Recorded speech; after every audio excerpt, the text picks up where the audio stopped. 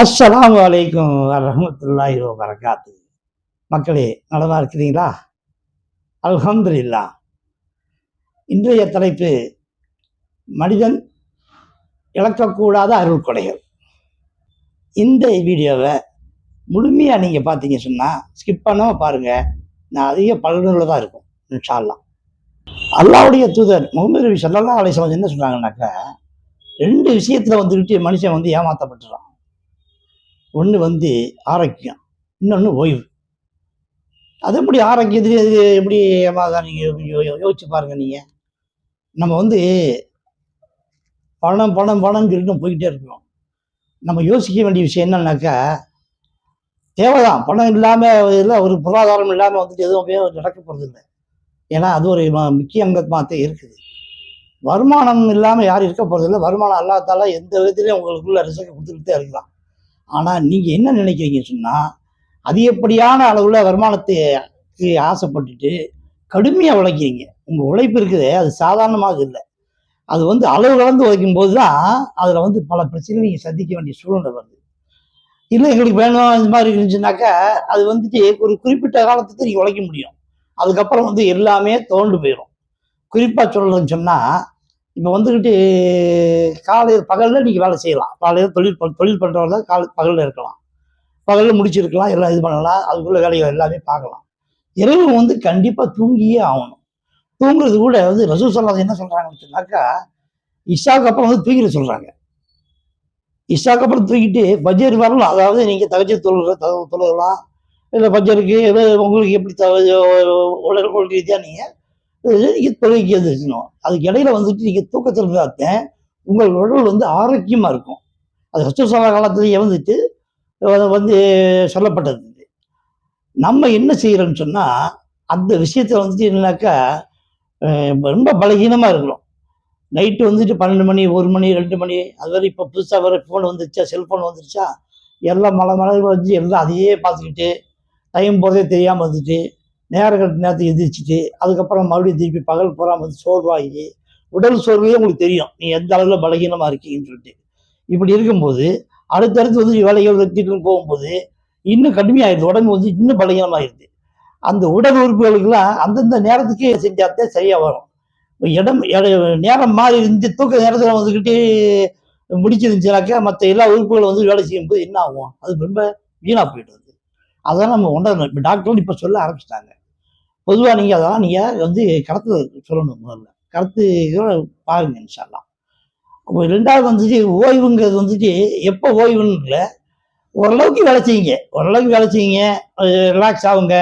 மதியத்தில் 2வது ஓய்வுன்னா நீங்கள் சாப்பாடு வச்சு தான் கொஞ்சம் கவனம் செலுத்தணும். சாப்பிட்றது எப்போ சாப்பிட்றீங்க? நீங்கள் காலை சாப்பாடு சில பேர் சாப்பிட்றதே இல்லை, மதியானம் சாப்பிட்ற நேரம் சாப்பிட்றது.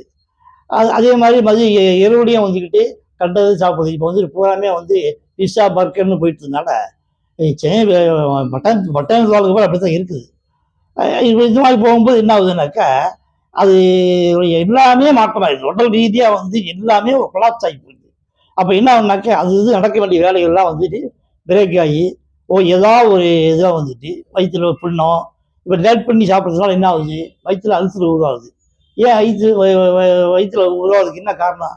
இப்போ யோசிச்சு பாருங்க. நீங்கள் அது குறிப்பிட்ட நேரத்துக்கு கரெக்டாக அது சுரக்குது. அது ஒரு ஒரு நீர் சுரக்கும். அது பசி எடுக்கிறதுக்கு உங்களுக்கு சிம்டம்ஸ் கொடுக்குது. நீங்கள் அந்த நேரத்துக்கு சாப்பிட்றது இல்லை. ஒரு டீயோ அதையோ குடிச்சு போட்டு அப்படியே சமாளிச்சு நிற்கிறீங்க. அதனால என்ன ஆகுதுனாக்கா, அது கொஞ்ச நேரத்தில் வந்துச்சுன்னாக்கா அப்படி படிஞ்சிருது. வயிற்றுக்குள்ள அது சவுத்துல படிஞ்சிட்டோடனே அது புண்ணாக்கி விட்டுருது. இப்போ நிறைய பேர் அல்சரில் வர்றது காரணம் என்னன்னாக்கா, இந்த லேட் பண்ணி சாப்பிடுறது தாங்களே மண்ணாடி போட்டுக்க மாட்டாங்க. அதனால இந்த விஷயங்கள ரொம்ப கவனமாக இருக்கணும். ஒவ்வொரு விஷயத்தையும் ரசூல் ஸல்லல்லாஹு அலைஹி வஸல்லம் என்ன சொல்கிறாங்க? சம்பாதிங்க வேணாங்கல்ல, ஒரு அளவுக்கு நீங்கள் உங்களால் முடிஞ்சவளும் செய்யுங்க. அடுத்து அவளை சம்பாதிச்சிட்டா இவளை சம்பாதிச்சிட்டா நம்ம அவனமா இருக்கணும் இவ்வளோ மாதிரி நினைச்சிட்டு போனீங்கன்னாக்கா அதெல்லாம் ஒன்றும் வேலைக்கு ஆகாது. ஏன்னா அவனுக்கு கொடுத்த ரிஸ்க் அது. அவன் பண்ணுறானா, எதுவாக இருந்தாலும் ஹலாலான முறையில் நம்ம சம்பாதிக்கணும், ஹலாலான முறையில் செலவு பண்ணணும், நல்லபடியில் எல்லாரையும் சொந்த பந்தத்தெல்லாம் அரவணைச்சு போகணும். எல்லா வகையிலையும் மார்க்க என்ன சொல்றாரு, அல்லாஹ்வுடைய தூதரும் எப்படி சொன்னாங்களோ அதுபடி நம்ம வாழ்க்கையை அமைச்சுக்கணும். அது போட்டு சரி பின்னால பார்த்துக்கலாம் அப்படி இப்படி சொல்லும்போது என்ன ஆகுதுன்னு சொன்னாக்க, நமக்கு நாமளே நம்ம விளைய வச்சுக்கிறோம். இதுதான் உண்மை. ஒரு தனிப்பட்ட உங்களுக்காகவோ எனக்காக எல்லாருக்காகவும் சொல்ற வார்த்தை. அதனால வந்து நம்ம எவ்வளவுக்கு எவ்வளவு நம்ம கவனமா நம்ம உடல் ஆரோக்கியத்தில் இருக்கணுமோ அவ்வளோக்கு எவ்வளவு நல்லா இருக்கும். ரெண்டாவது வந்து சம்பாதிக்க எல்லாம் நிறைய சேர்க்கணும்னு ஆசைப்படுறீங்க. என்ன சேர்த்தா உங்க செல்வம் என்ன? நீங்க என்ன நீங்க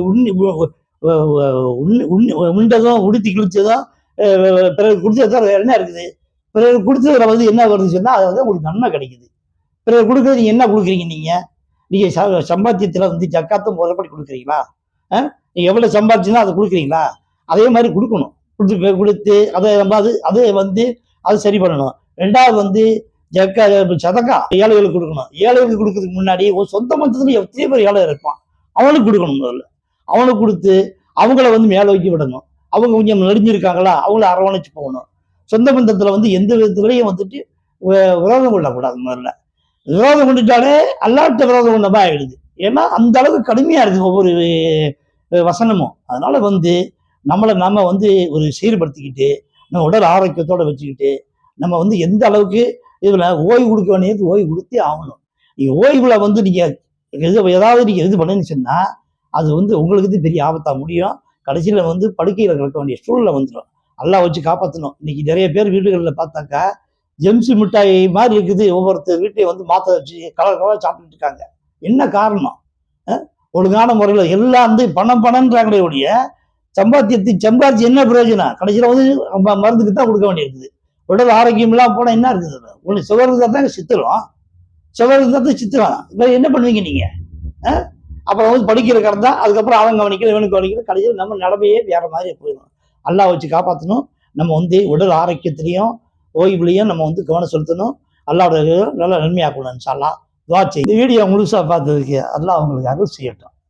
இந்த வீடியோ பிடிச்சிருந்துச்சுன்னா லைக் பண்ணுங்க, தெரிஞ்சவங்களுக்கு ஷேர் பண்ணுங்க, புதிய நண்பர்கள் சர்ப்ரைஸ் பண்ணுங்க. அஸ்ஸலாமு அலைக்கும் வரஹ்மத்துல்லாஹி வபரகாத்துஹு.